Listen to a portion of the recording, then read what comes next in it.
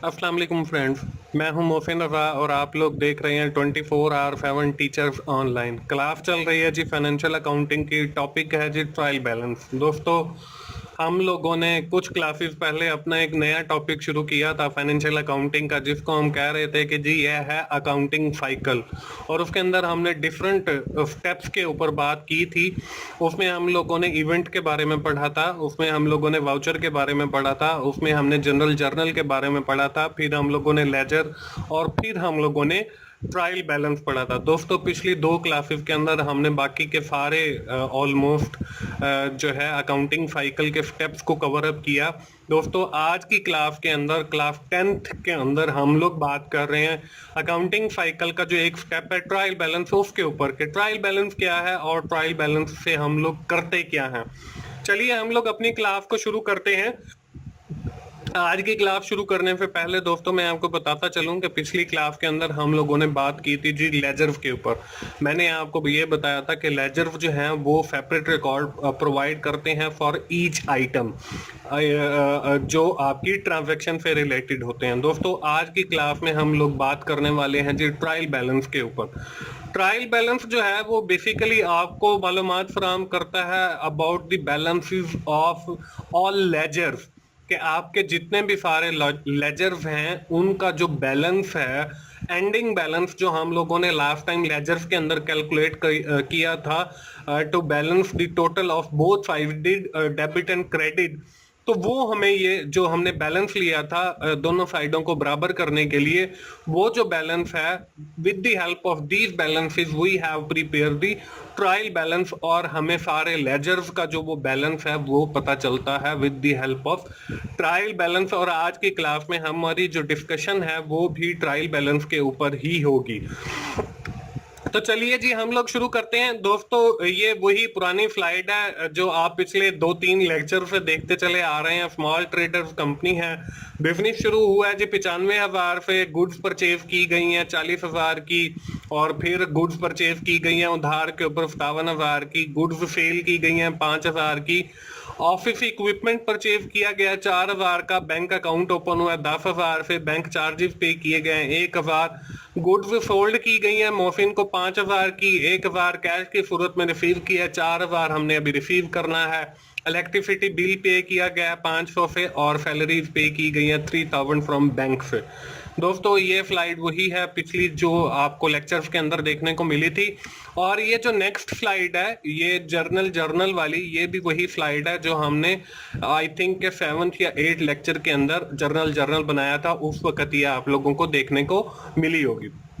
उसके साथ दोस्तों ये जो अगली स्लाइड है ये वो सारे लेजर्स के बैलेंसेस हैं जो आप लोगों ने पिछली क्लास के अंदर देखे हैं, और यहाँ पे सारे बैलेंसेस नजर आ रहे हैं। कैश अकाउंट का है 46,400, उसके बाद क्रेडिटर का 57,000, बैंक चार्जेस हैं आपके 100 के, कैपिटल का 95,000 बैलेंस है, ऑफिस इक्विपमेंट का 4,000 है, बैंक चार्जेस बैंक का जो है वो 7,000 है, डेबिटर का जो है वो आपका 4,000 है, इसी तरह गुड्स का जो अकाउंट है इसका जो बैलेंस है वो 87,000 है, इलेक्ट्रिसिटी जो है वो 500 की है बैलेंस है, और सैलरी अकाउंट में आपका 3,000 का बैलेंस है। और ये पिछली क्लास के अंदर मैंने आप लोगों को सिखाया था कि ये हमने बैलेंसेस कैसे लिए हैं और लेजर्स कैसे बनाए हैं। दोस्तों, आज की क्लास के अंदर हम लोग बात करने वाले हैं जी ट्रायल बैलेंस के ऊपर। मैं आपको सिखाऊंगा कि ट्रायल बैलेंस कैसे बनाते हैं।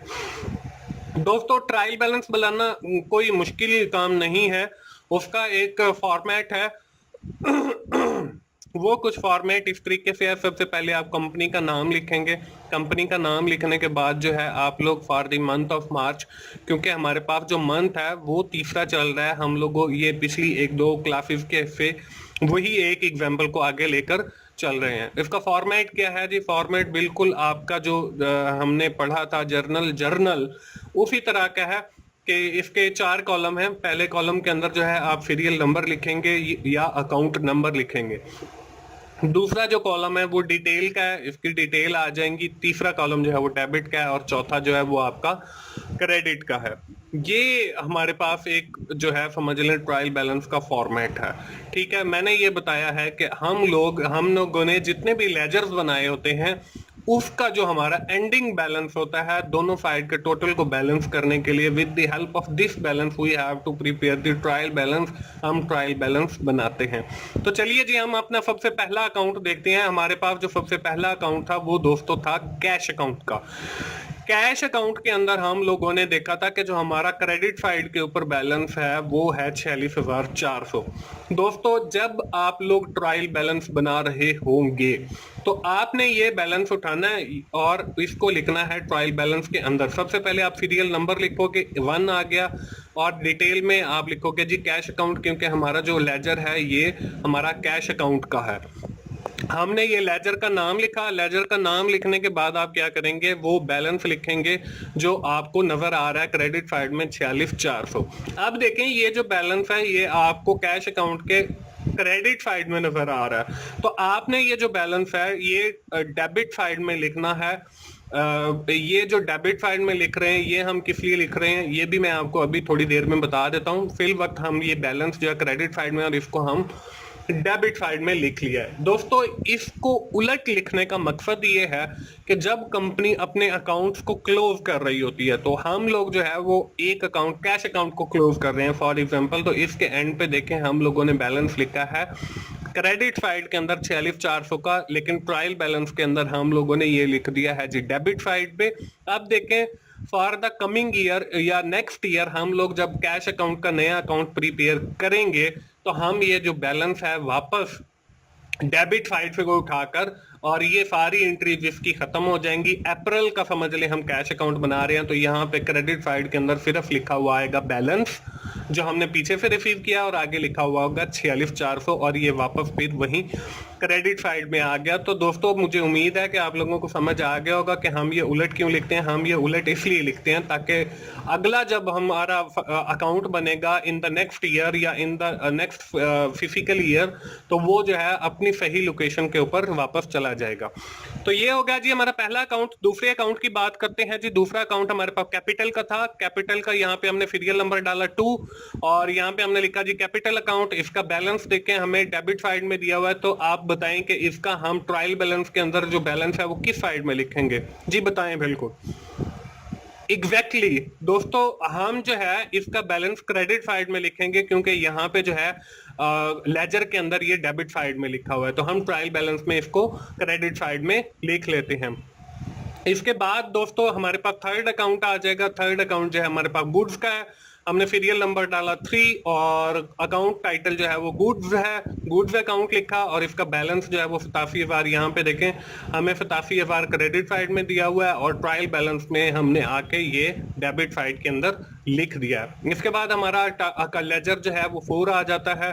4 के अंदर देखें क्रेडिटर का है, यहाँ पे सीरियल नंबर 4 डाला, क्रेडिटर का अकाउंट आ गया और बैलेंस जो है वो हमारा डेबिट साइड में 57,000, तो हम क्रेडिट साइड में आकर 57,000 लिख देंगे। उसके बाद दोस्तों हमारा अगला अकाउंट आ जाएगा। अगला अकाउंट जो है वो हमारे पास ऑफिस इक्विपमेंट का है और इसका बैलेंस देखें क्रेडिट साइड में है, तो हम 5 अकाउंट सीरियल नंबर लिखा, अकाउंट ऑफिस इक्विपमेंट का आ गया और बैलेंस जो है 4,000 डेबिट साइड में आ गया।